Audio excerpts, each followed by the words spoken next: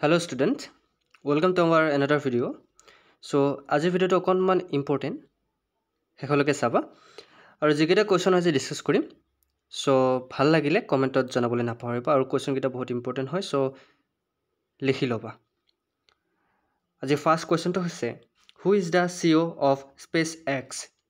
SpaceXৰ CEO কোন আপোনালোকে নাম শুনিছে SpaceX এটা ককচোন ইয়াৰ ভিতৰত কাৰেক্ট আনসাৰ কোনটো হ'ব কমেন্ট কৰা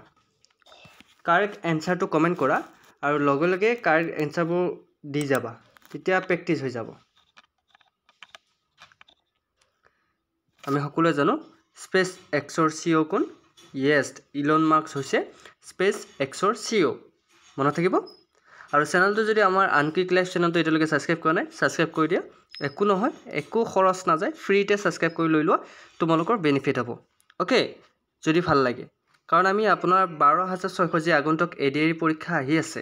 12600 পোষ্টৰ আমি এক্সামৰ কাৰণে প্ৰিপাৰেচন চলাই আছো সো কাইন্ডলি চেনেলটো সাবস্ক্ৰাইব কৰি লবলৈ নাপাহৰিবা আৰু এনেকুৱা ধৰণৰ ভিডিও পাবলৈ আপোনালোকে আমাক ফলো কৰিবলৈ নাপাহৰিবা নেক্সট কোৱেশ্চনটো লাইছো কোনটো গ্ৰহক ৰঙা গ্ৰহ বুলি জনা যায় which planet is known as the red planet কোনটো গ্ৰহক ৰঙা গ্ৰহ বুলি কোৱা হয়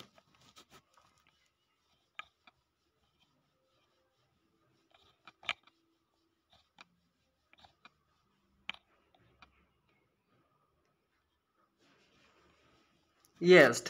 মঙ্গল গ্ৰহক ৰঙা গ্ৰহ বুলি কোৱা হয় মাৰ্চক কি বুলি কোৱা হয় ৰেড প্লেনেট আহিব পাৰে পৰীক্ষাত ৰেড প্লেনেট আহে কিন্তু ৰেড প্লেনেট কোনটো আমাৰ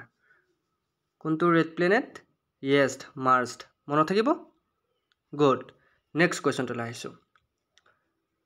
Which river is the longest in South America দক্ষিণ আমেৰিকাৰ সৰ্বাধিক দীঘল নদী কোনটো বা কি নাম বাৰু নদীটো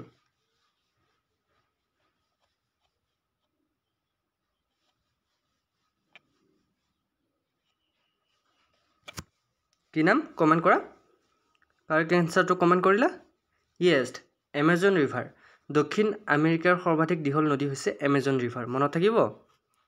নেক্সট কোৱেশ্চনটো লৈ আহিছো who is the author of the book To Kill a mockingbird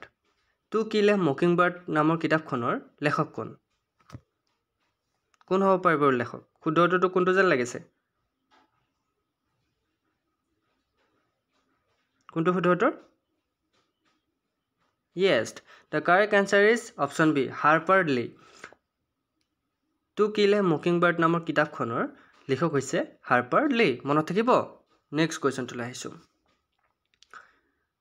Which element is the lightest in the periodic table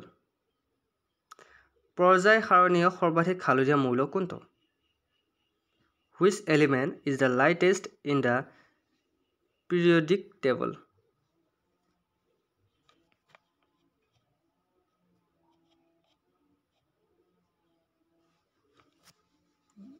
Yes, the right answer is hydrogen. Hydrogen হৈছে পৰ্যায় সাৰণীয় সৰ্বাধিক হালধীয়া মৌল মনত থাকিব নেক্সট কোৱেশ্চনটো লাইছো মাইক্ৰসফট কোম্পানীৰ প্ৰতিষ্ঠাতা কোন who is the founder of the মাইক্ৰসফটৰ ফাউণ্ডাৰ কোন আছিল কোনে ক'ব পাৰিবা মাইক্ৰসফটৰ ফাউণ্ডাৰ কোন কোনটো শুদ্ধ উত্তৰ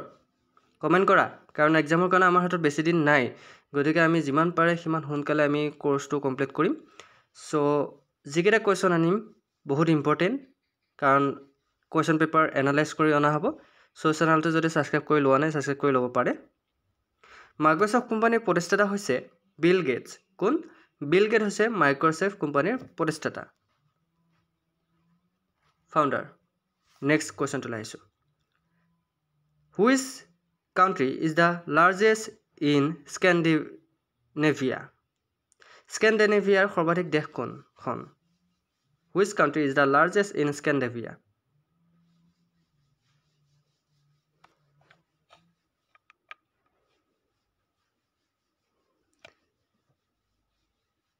The right answer is Sweden. মনত থাকিব Sweden হৈছে স্কেন্ডিনেভিয়াৰ সৰ্বাধিক দেশ নেক্সট কুৱেশ্যনটো লৈ আহিছোঁ who is the author of the book 1984 1984 কিতাপখনৰ লেখক কোন হ'ব পাৰে 1984 নামৰ কিতাপখনৰ লেখক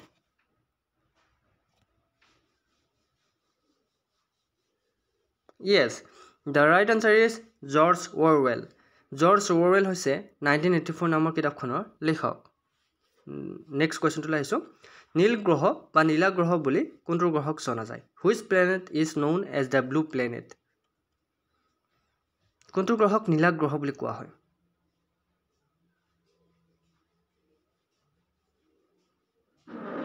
The right answer is option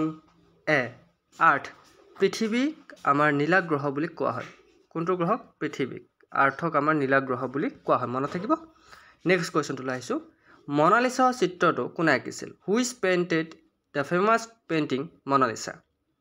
Monalisa কোনে আঁকিছিল এই ছবিখন নাম শুনিছে নহয় Mona Lisa So right answer is Leonardo da ভিঞ্চিয়ে মনালিসা ছবিখন আঁকিছিল মনত থাকিব তো আজি আমি 10টা কুৱেশ্যন ডিছকাছ কৰিলোঁ এই 10টা আপোনালোকৰ প্ৰি টেষ্ট আছিল বুলি ধৰি লওক কাৰণ আমি ফুল ভিডিঅ' আপোনালোকৰ কাৰণে আনিম কিন্তু আপোনালোকে আজি এই ডেমো ভিডিঅ'টো কেনেকুৱা পালে জনাবলৈ নাপাব যদি জনাবলৈ আপোনালোকে আমাক